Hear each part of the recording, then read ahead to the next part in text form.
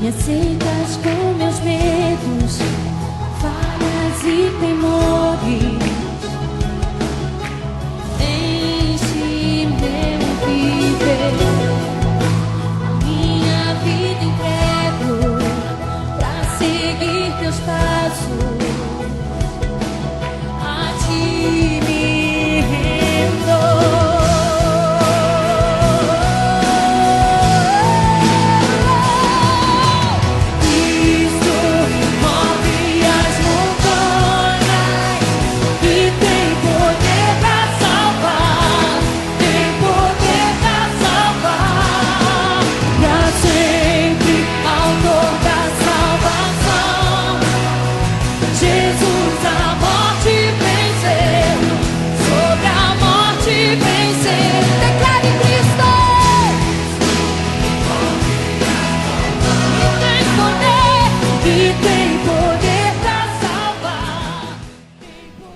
Boa noite, meu querido irmão, meu querido amigo de Lucas do Rio Verde, de outras localidades que nos acompanham aqui em mais um culto no lar, nessa nossa celebração de domingo.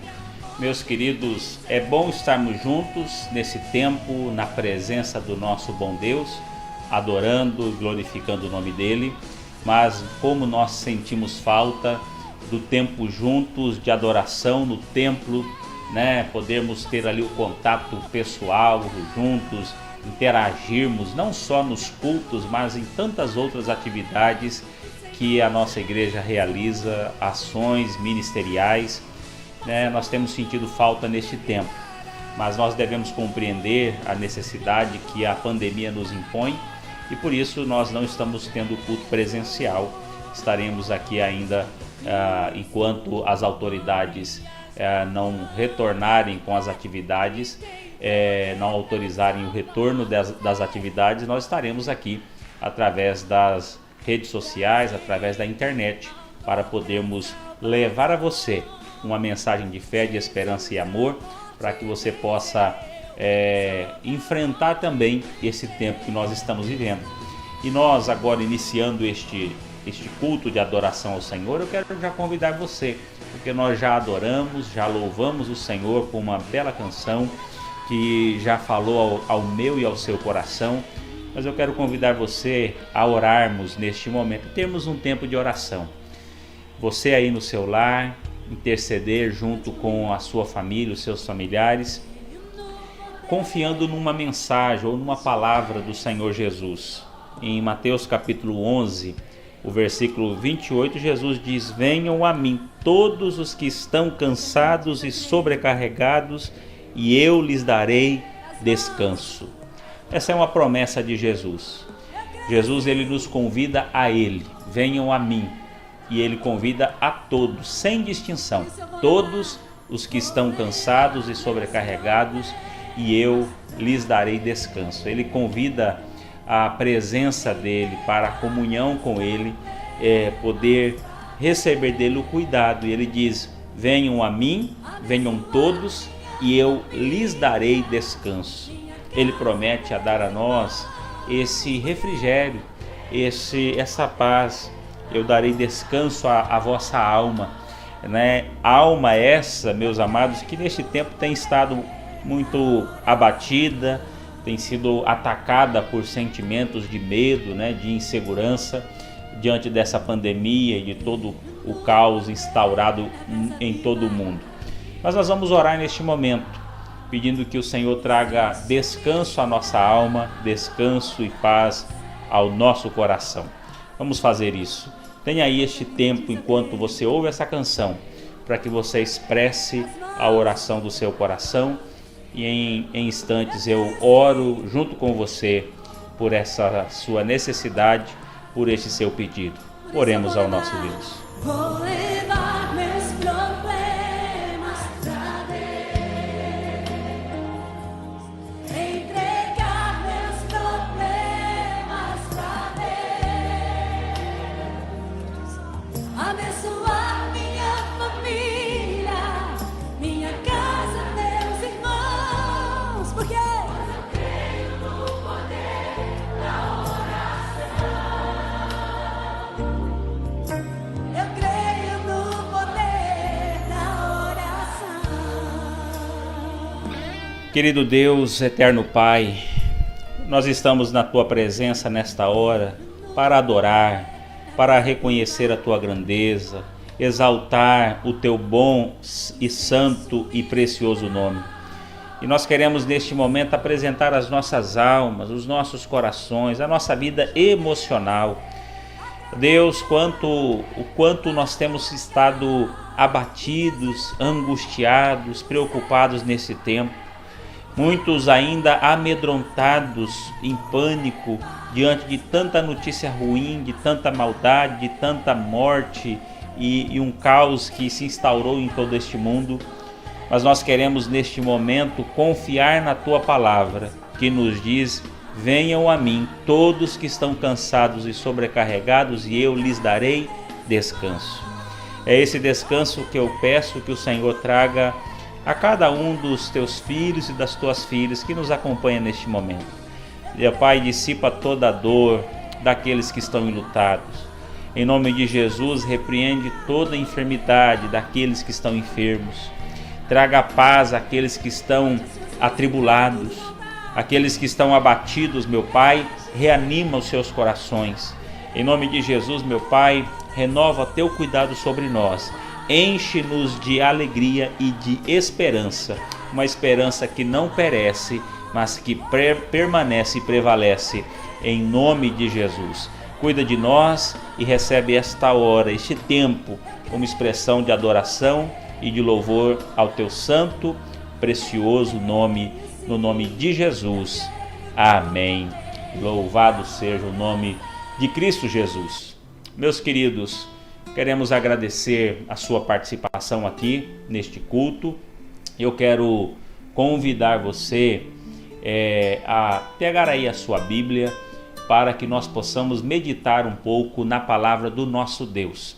Eu quero antes agradecer as contribuições, as ofertas e os dízimos dos nossos irmãos, dos membros da nossa igreja, congregados, pessoas que têm contribuído. E se você precisar, temos aqui as contas bancárias da PIB de Lucas, uma igreja que tem estado aí atuante, mesmo nesse tempo de pandemia, não deixando que a obra do Senhor pare. Então você pode dedicar a sua oferta, o seu dízimo, para que o sustento do Senhor possa continuar sendo ali provido, né, na igreja do Senhor, na obra missionária. Nós estamos na campanha de missões estaduais e já enviamos ali cerca de 6 mil reais para missões estaduais. Queremos ali alcançar um valor ainda maior através da sua contribuição, tá bom?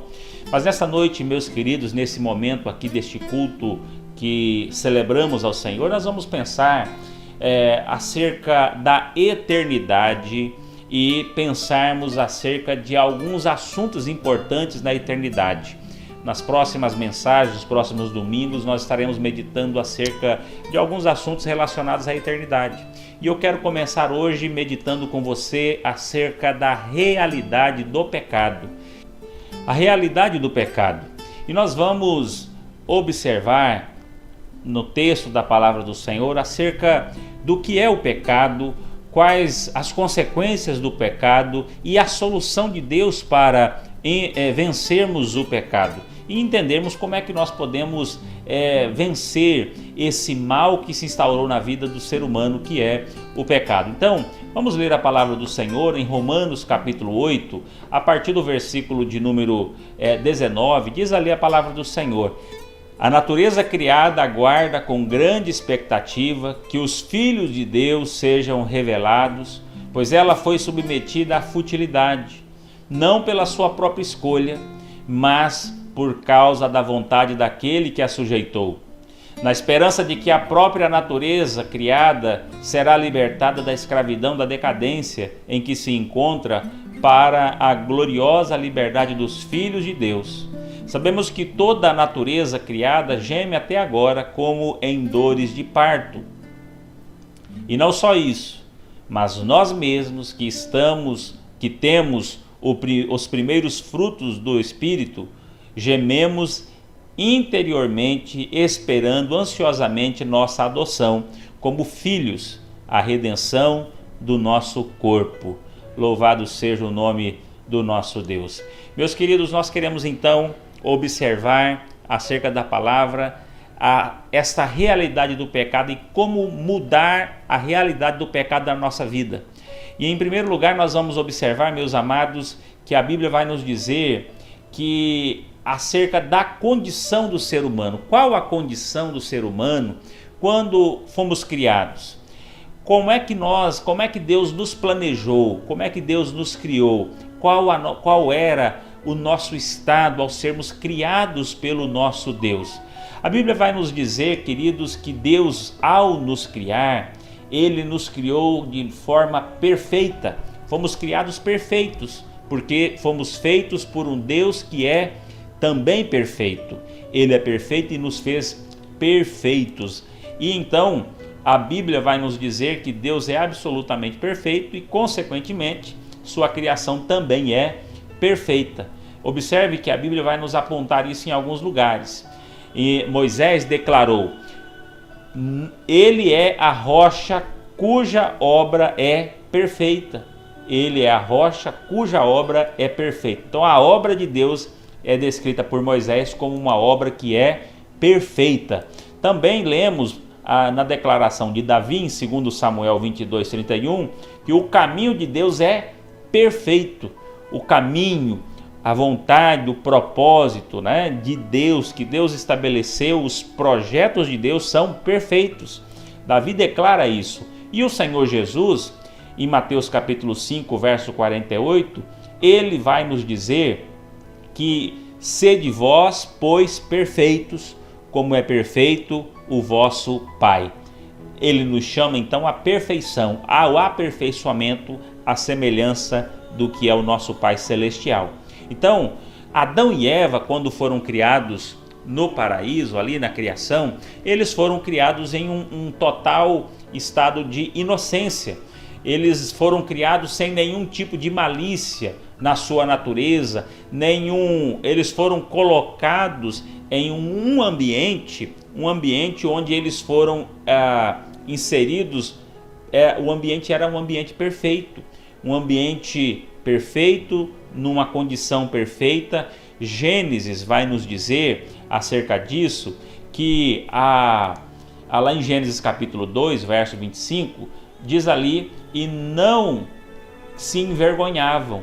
Eles estavam num ambiente de segurança, um ambiente de aceitação, de segurança, não se envergonhavam. e ainda não conheciam o bem e o mal. Diz lá no capítulo 3, verso 5. Havia ali a árvore do conhecimento do bem e do mal, a qual eles ainda não conheciam.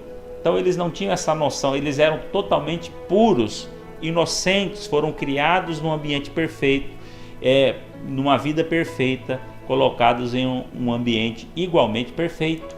Então observe o seguinte, que a perfeição original do homem, ela deriva do próprio Deus. Já lemos que o texto diz que Deus ele era perfeito. Então observe que aqui Deus é um ser absolutamente perfeito, um ser absolutamente perfeito e capaz de produzir uma criação perfeita, e além disso a criação original foi feita também em perfeição. Então dessa forma nós podemos ver que o ser humano pecou unicamente pela sua própria escolha.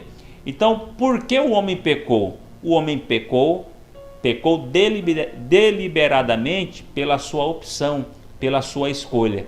Assim nós vemos então que em Romanos capítulo 5, verso 18, que consequentemente, assim como uma só transgressão resultou na condenação de todos os homens. Então o homem peca pela sua própria decisão e o seu pecado acarreta a condenação de toda a humanidade. Consequentemente, assim como uma só transgressão resultou na condenação de todos nós. Salomão, acerca desse assunto, vai dizer em Eclesiastes capítulo 7, verso 29, vede, isto tão somente achei, que Deus fez ao homem reto, mas ele buscou muitas invenções. O que Salomão está dizendo aqui?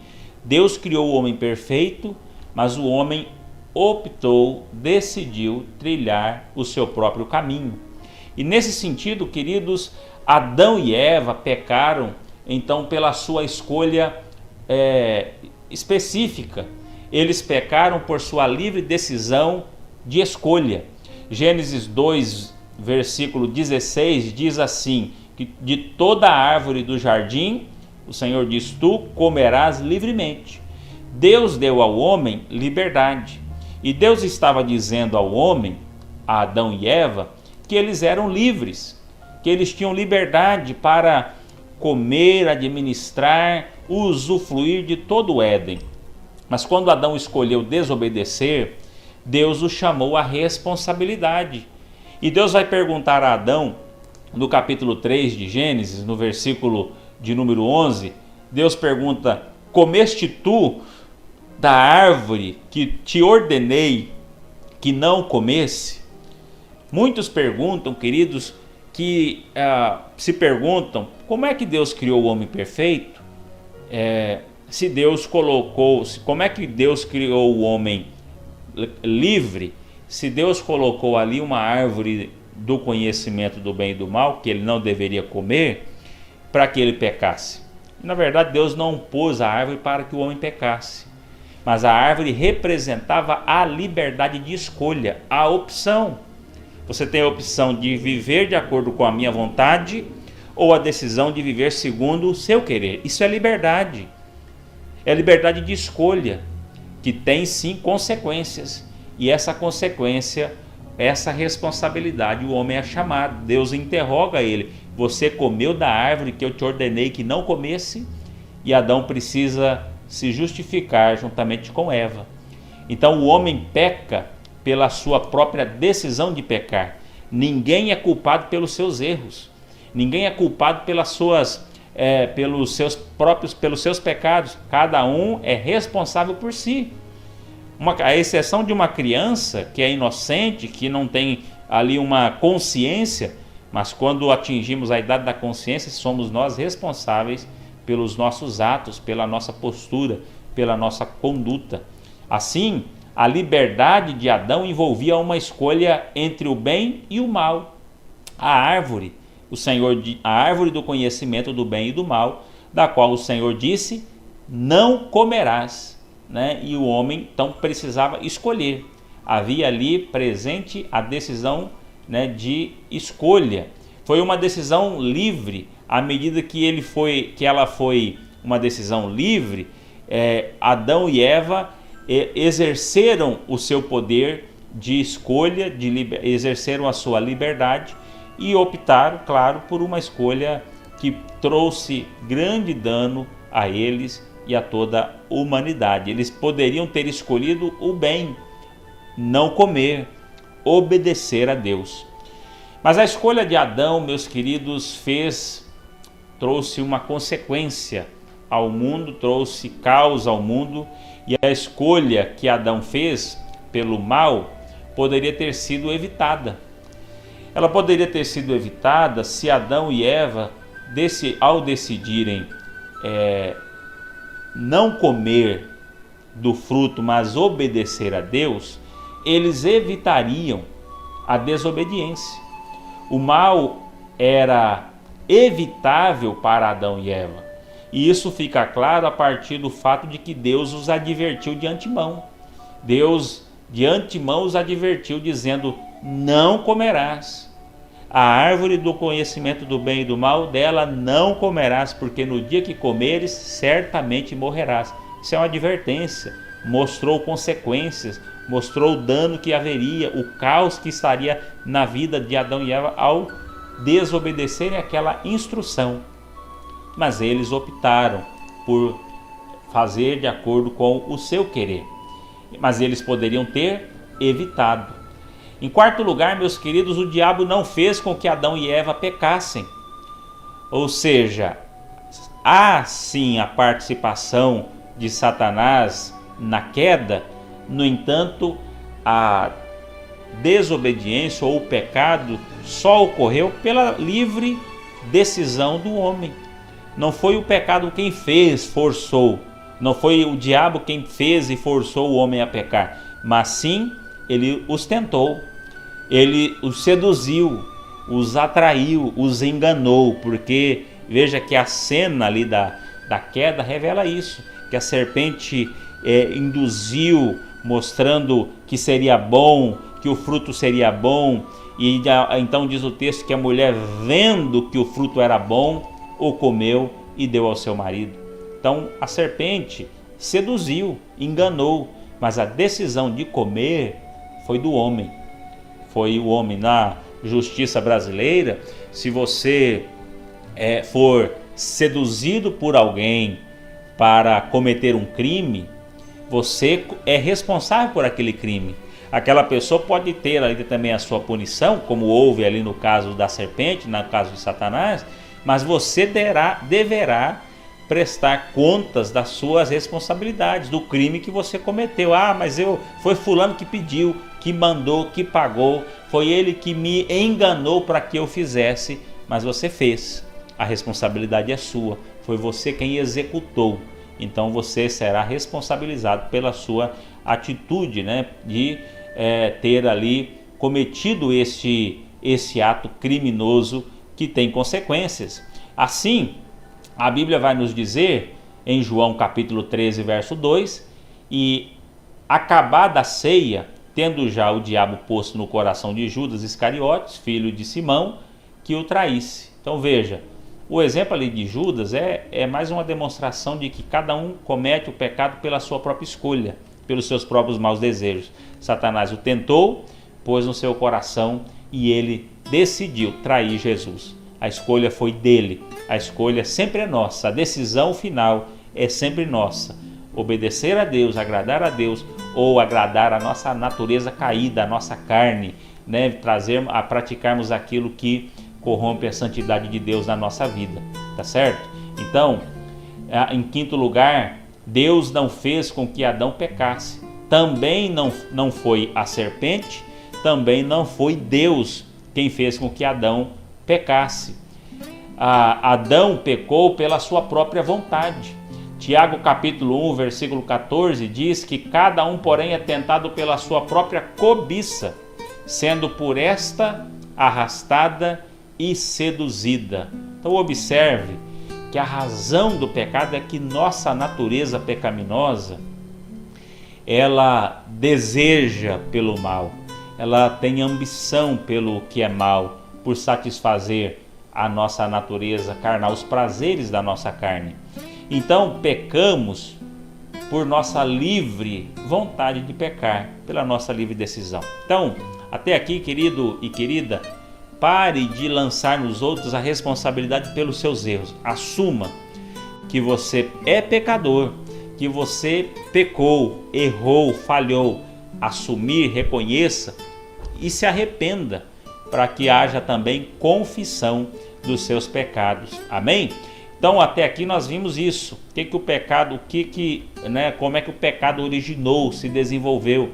Mas o que é o pecado? O pecado, meus amados, é, em linhas gerais, transgressão. É quando nós fazemos o que não deveríamos fazer. 1 João capítulo 3, verso 4 diz: todo aquele que pratica o pecado transgride a lei. De fato, o pecado é a transgressão da lei. Então é desobediência, é transgredir aquilo que sabíamos que não deveríamos transgredir. É ter uma atitude contrária à vontade de Deus. É transgressão da lei. A lei de Deus, a vontade de Deus estabelecida, contrariamos ela, pecamos. Então é transgressão da lei. O pecado é deixar de fazer aquilo que nós deveríamos fazer. Quando a omissão também é pecado. Sabemos que devemos realizar, agir de tal forma e deixamos de fazer. Omissão também é pecado. Há pessoas que ignoram determinadas atitudes que deveriam ter, achando que se isentam da responsabilidade, mas cometem pecado. Tiago 4,17 diz: aquele, pois, que sabe fazer o bem e não faz, comete pecado. Omissão é pecado. Então, pecado é errar o alvo, é não participar da premiação.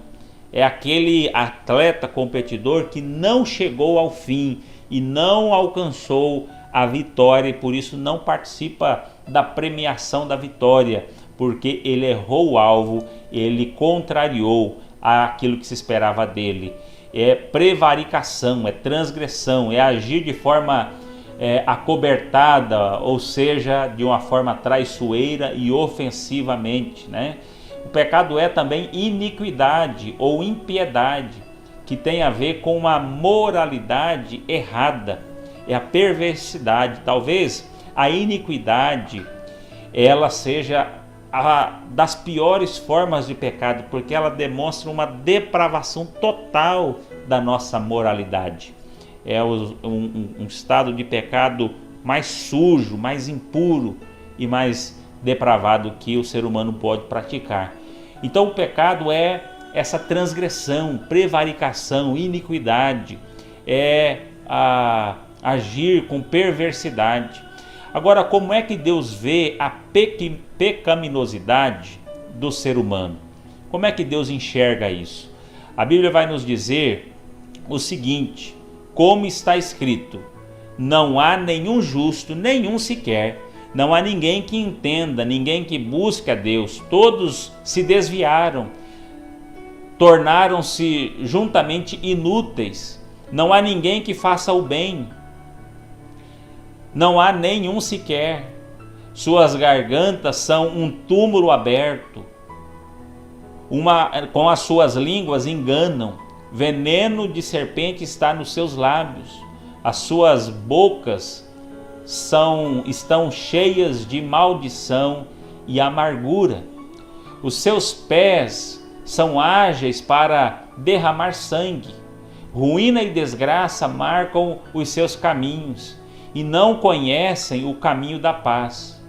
Aos seus olhos é inútil temer a Deus.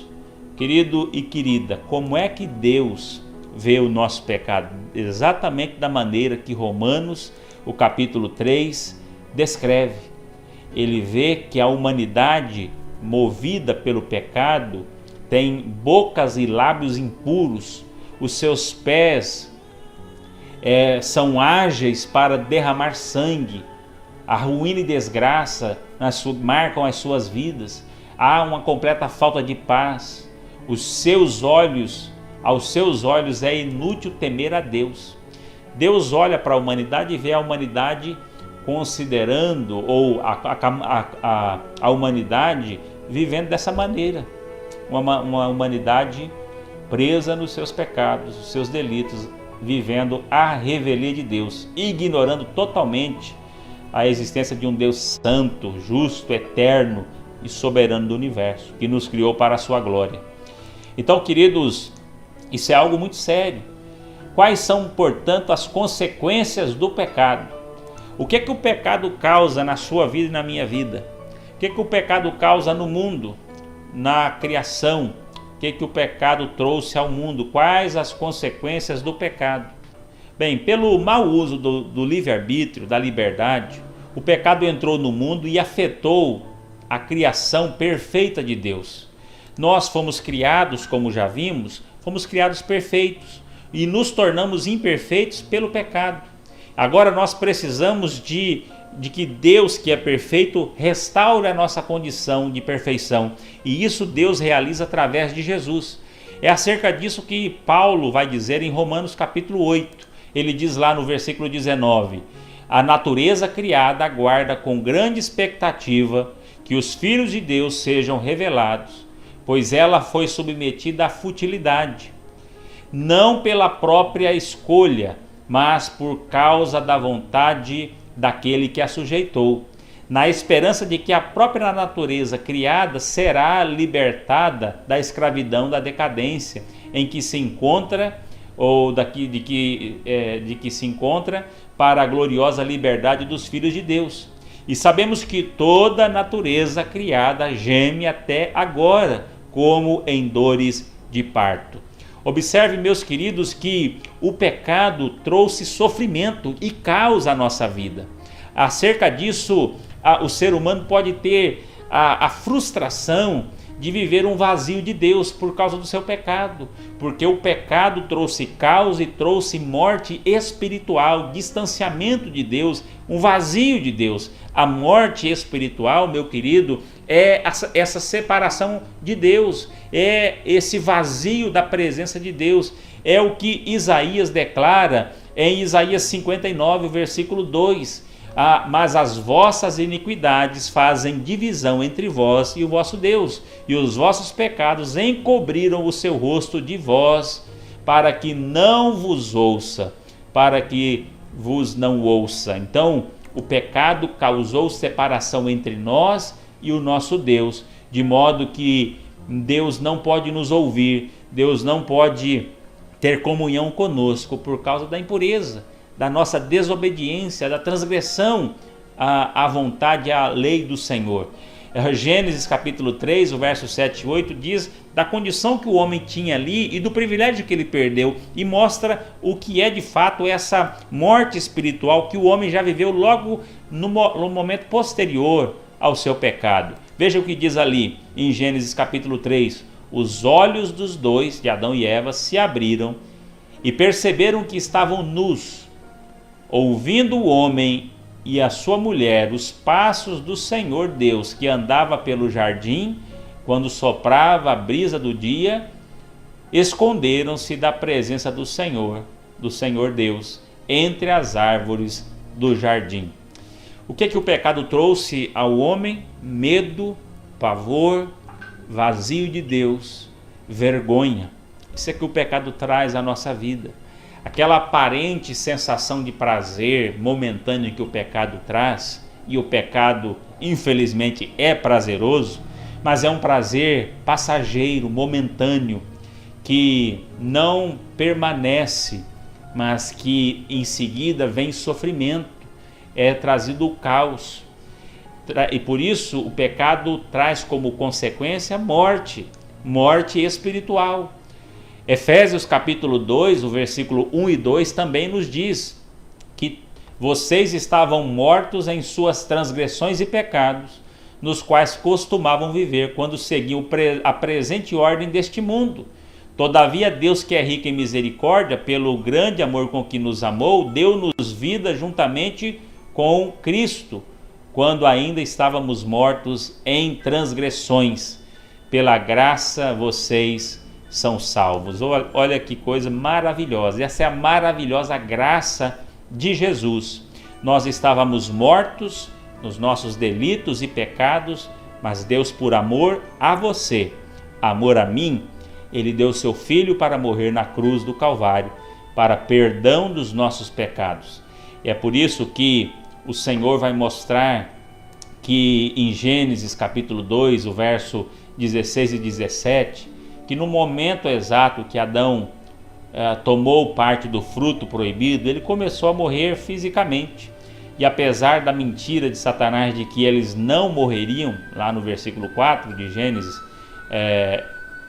a morte veio para o ser humano. Diz lá o texto de Gênesis: e ordenou o Senhor Deus ao homem, dizendo: de toda a árvore do jardim comerás livremente, mas da árvore da ciência do bem e do mal, dela não comerás, porque no dia em que dela comeres, certamente morrerás. Então a consequência era a morte física, assim como a morte espiritual.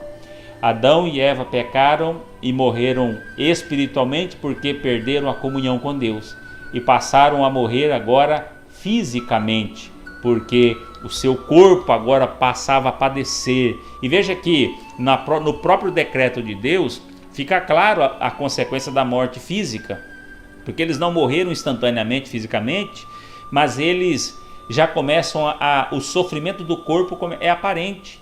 A mulher teria filhos com dores de parto, e o homem se sustentaria, comeria do suor do seu rosto, ou seja, ele trabalharia com cansaço, com fadiga, né? Com sofrimento ali.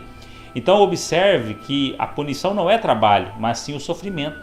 E o sofrimento é o corpo, daí o homem começa a morrer fisicamente.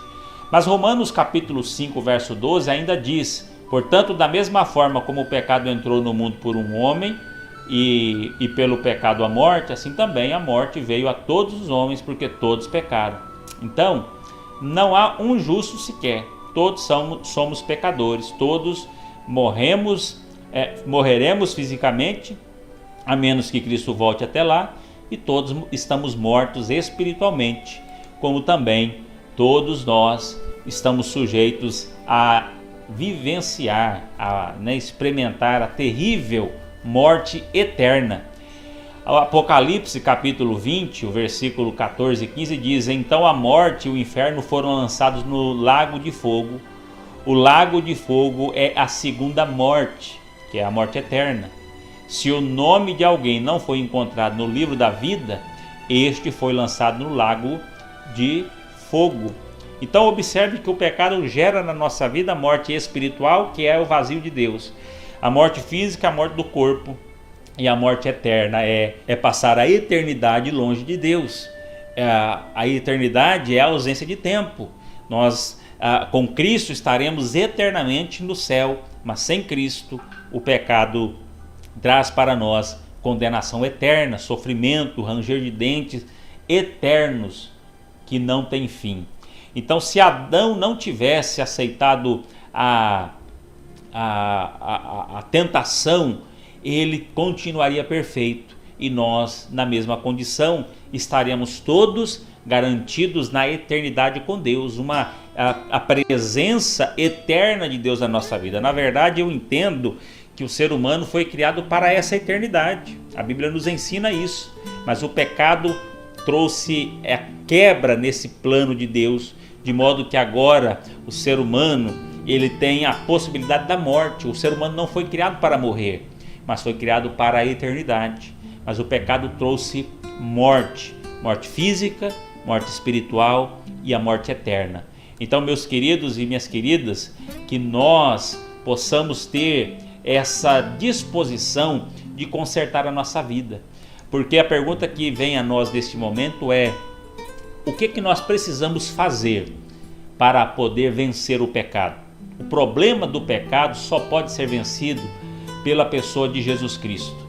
A palavra do Senhor vai nos dizer, meus queridos, em João capítulo, primeira carta de João, capítulo 1, versos 7 e 9, vai dizer: se afirmamos que estamos sem pecado, enganamo-nos a nós mesmos e a verdade não está em nós. Se confessarmos os nossos pecados, Ele é fiel e justo para perdoar os nossos pecados e nos purificar de toda a injustiça. Se afirmamos que estamos sem pecado, enganamo-nos a nós mesmos e a verdade não está em nós. Se confessarmos os nossos pecados, Ele é fiel e justo para perdoar os nossos pecados e nos purificar de toda injustiça. Louvado seja o precioso nome de Jesus, que nos purifica de toda injustiça, mediante a nossa confissão. Então, a primeira atitude necessária para que haja vitória sobre o pecado é arrependimento, é a confissão, confessar os nossos pecados. Além disso, João capítulo de número 11, verso 26, o Senhor Jesus diz ali: eu sou a ressurreição e a vida. Aquele que crê em mim, ainda que morra, viverá. E quem vive e crê em mim, não morrerá eternamente. Você crê nisso?